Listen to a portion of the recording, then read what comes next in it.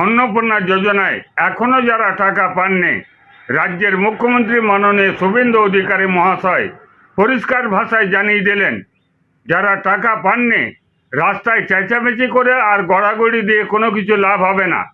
যারা পাবার তারা সঠিকভাবেই পাবেন। রাজ্যের মুখ্যমন্ত্রী মাননীয় শুভেন্দু অধিকারী মহাশয় জনগণের উদ্দেশ্যে কি বার্তা দিলেন, আপনারা মাননীয় মুখ্যমন্ত্রী শুভেন্দু অধিকারী মহাশয়ের মুখ থেকেই তেনার বক্তব্য আপনারা শুনুন।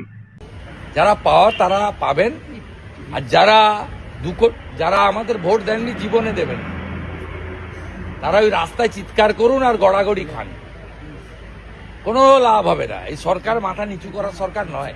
হিউজ ম্যান্ডেট নিয়ে জিতেছে, সব যোগ বিয়োগ 5 বছর পরে হবে। কেন এত অরিড হতে যাবে না? এত চঞ্চল হয় নাকি? 208টা এমএলএ জিতেছে, একটা আমি ছেড়েছি বলে 207। 2,92,00,000 ভোটার, 5 বছরের ম্যান্ডেট। হ্যাঁ, আরো যদি 20 লাখ মহিলা যোগ্য হয়, অর্থমন্ত্রীর সামনে বলছি, কথা না বলেই বলছি, দেবো আমরা অর্থ জোগাড় করে দেবো, কোনো সমস্যা নেই।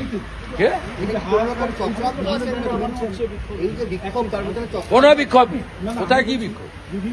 অভিনন্দন যাত্রা অনেক বেশি হচ্ছে, বড় বড় লম্বা লম্বা হচ্ছে। পজিটিভ কাজ করুন, অনেক পজিটিভ দেখানোর আছে। 1 কোটি প্রথমে বলেছিল 1 কোটি লোককে বাদ দিয়ে দিয়েছে, অর্ধেক দিয়েছে। বলেছিল 35,000 কোটি টাকা বাজেট করেছে, আমরা 2,10,00,000 লোককে দিতাম।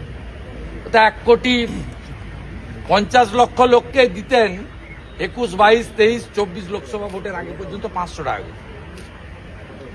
তার মধ্যে পুরুষ ছিল 3 লক্ষ। পুরুষরা লক্ষ্মীর ভান্ডার পাওয়ার যোগ্য?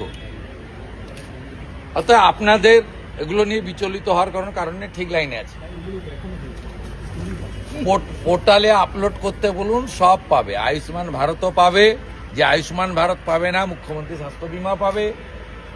যার চাকরি দরকার সে চাকরিও পাবে, এবং পরীক্ষা দিয়ে তাকে চাকরি নিতে হবে, মেধাতে চাকরি হবে। যেখানে শিল্প দরকার, শিল্প আসবে, সেখানেও কর্মসংস্থান হবে। অপেক্ষা করুন, দেখতে থাকুন। ট্রাকের পিছনে লেখা থাকে, ওটাই তৃণমূল এবং সিপিএম এর ক্ষেত্রে প্রযোজ্য। দেখবি আর জ্বলবি লুচির মতো।